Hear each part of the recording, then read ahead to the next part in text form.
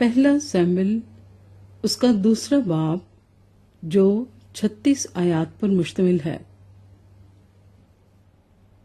हन्ना की दुआ।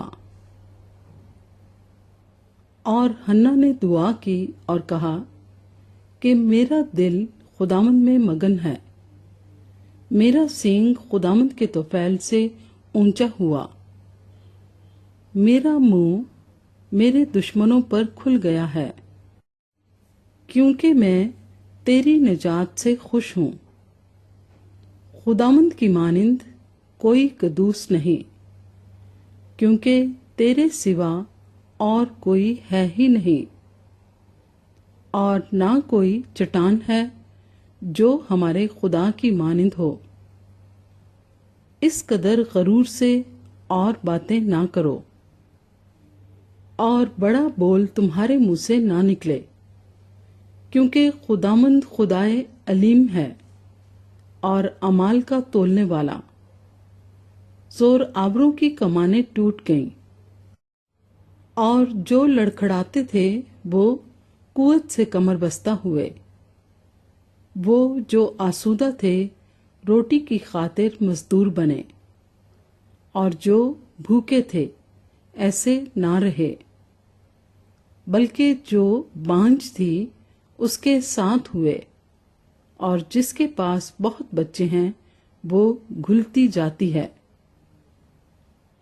खुदावंद मारता है और जिलाता है, वही कब्र में उतारता और उससे निकालता है। खुदावंद मस्कीन कर देता और दौलतमंद बनाता है, वही पस्त करता और सरफराज भी करता है। वो गरीब को खाक पर से उठाता और कंगाल को घूरे में से निकाल खड़ा करता है, ताकि इनको शहजादों के साथ बिठाए और जलाल के तख्त के वारिस बनाए, क्योंकि जमीन के सतून खुदावंद के हैं। उसने दुनिया को उन ही पर कायम किया है। वो अपने मुकद्दसों के पांव को संभाले रहेगा, पर शरीर अंधेरे में खामोश किए जाएंगे, क्योंकि कुवत ही से कोई फतह नहीं पाएगा। जो खुदावंद से झगड़ते हैं वो टुकड़े टुकड़े कर दिए जाएंगे। वो उनके खिलाफ आसमान में गरजेगा। खुदावंद जमीन के किनारों का इंसाफ करेगा। वो अपने बादशाह को जोर बख्शेगा और अपने ममसू के सींग को बुलंद करेगा। तब अल्काना रामा को अपने घर चला गया, और एली काहिन के सामने वो लड़का खुदावंद की खिदमत करने लगा। एली के बेटे। और एली के बेटे बहुत शरीर थे, उन्होंने खुदावंद को ना पहचाना। और काहिनों का दस्तूर लोगों के साथ ये था कि जब कोई शख्स कुर्बानी चढ़ाता था तो काहिन का नौकर गोश्त उबालने के वक्त एक से शाखा कांटा अपने हाथ में लिए हुए आता था, और उसको कढ़ा या देचके या हांडे या हांडी में डालता, और जितना गोश्त उस कांटे में लग जाता उसे काहिन आप लेता था। यूं ही वो सैला में सब इस्राएलियों से किया करते थे जो वहां आते थे। बल्कि चर्बी जलाने से पहले काहिन का नौकर मौजूद होता, और उस शख्स से जो कुर्बानी चढ़ाता ये कहने लगता था कि काहिन के लिए कबाब के वास्ते गोश्त दे, क्योंकि वो तुझ से उबला हुआ गोश्त नहीं बल्कि कच्चा लेगा। और अगर वो शख्स ये कहता कि अभी वो चर्बी को जरूर जलाएंगे, तब जितना तेरा जी चाहे ले लेना, तो वो उसे जवाब देता, नहीं, तू मुझे अभी दे, नहीं तो मैं छीन कर ले जाऊंगा। سو ان جوانوں کا گناہ خداوند کے حضور بہت بڑا تھا، کیونکہ لوگ خداوند کی قربانی سے گھن کرنے لگے تھے۔ سیمویل سیلا میں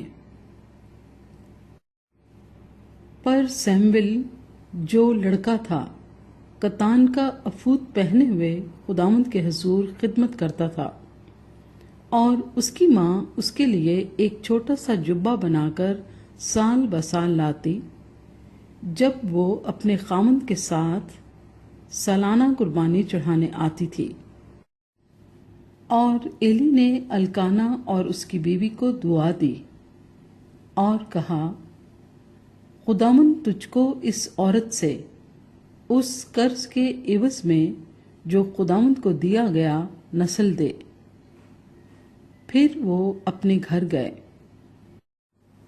اور خداوند نے حنا پر نظر کی اور وہ حاملہ ہوئی، اور اس کے 3 بیٹے اور 2 بیٹیاں ہوئیں، اور وہ لڑکا سیمویل خداوند کے حضور بڑھتا گیا۔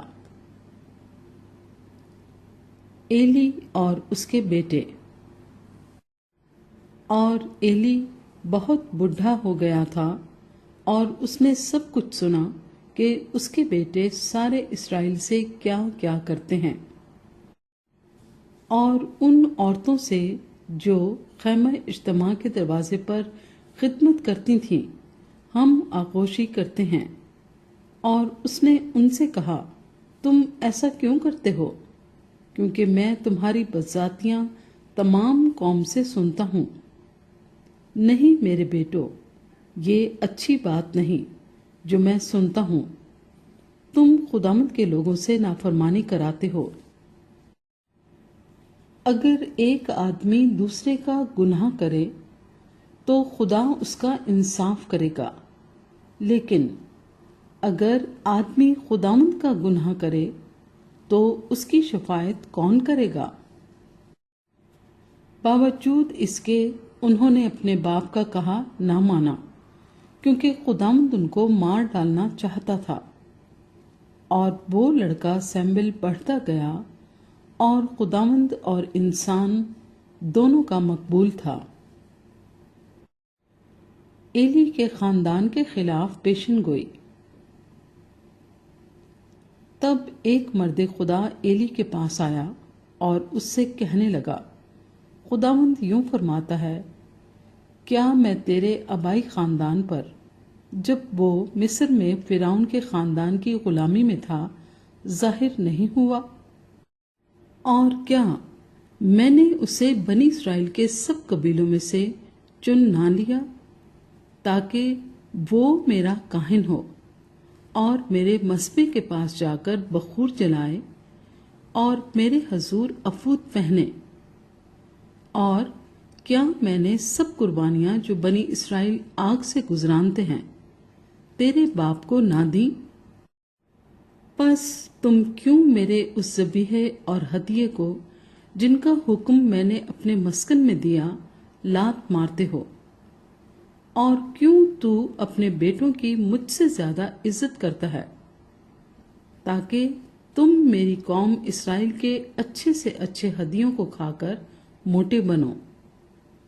اس لیے خداوند اسرائیل کا خدا فرماتا ہے کہ میں نے تو کہا تھا کہ تیرا گھرانہ اور تیرے باپ کا گھرانہ ہمیشہ میرے حضور چلے گا، پر اب خداوند فرماتا ہے کہ یہ بات مجھ سے دور ہو، کیونکہ وہ جو میری عزت کرتے ہیں میں ان کی عزت کروں گا، پر وہ جو میری تحقیر کرتے ہیں بے قدر ہوں گے۔ دیکھ وہ دن آتے ہیں کہ میں تیرا بازو اور تیرے باپ کے گھرانے کا بازو کاٹ ڈالوں گا کہ تیرے گھر میں کوئی بوڑھا ہونے نہ پائے گا، اور تو میرے مسکن کی مصیبت دیکھے گا، باوجود اس ساری دولت کے جو خدا اسرائیل کو دے گا، اور تیرے گھر میں کبھی کوئی بوڑھا ہونے نہ پائے گا۔ اور تیرے جس آدمی کو میں اپنے مذبح سے کاٹ نہیں ڈالوں گا وہ تیری آنکھوں کو گھلانے اور تیرے دل کو دکھ دینے کے لیے رہے گا، اور تیرے گھر کی سب بڑھتی اپنی بھری جوانی میں مر مٹے گی، اور جو کچھ تیرے دونوں بیٹوں حفنی اور فنحاس پر نازل ہوگا وہی تیرے لیے نشان ٹھہرے گا۔ وہ دونوں ایک ہی دن مر جائیں گے، اور میں اپنے لیے ایک وفادار کاہن برپا کروں گا جو سب کچھ میری مرضی اور منشا کے مطابق کرے گا، اور میں اس کے لیے ایک پائیدار گھر بناؤں گا، اور وہ ہمیشہ میرے ممسو کے آگے آگے چلے گا۔ اور ایسا ہوگا کہ ہر ایک شخص جو تیرے گھر میں بچ رہے گا ایک ٹکڑے چاندی اور روٹی کے ایک گردے کے لیے اس کے سامنے آ کر سجدہ کرے گا اور کہے گا کہ کہانت کا کوئی کام مجھے دیجیے تاکہ میں روٹی کا نوالہ کھا سکوں۔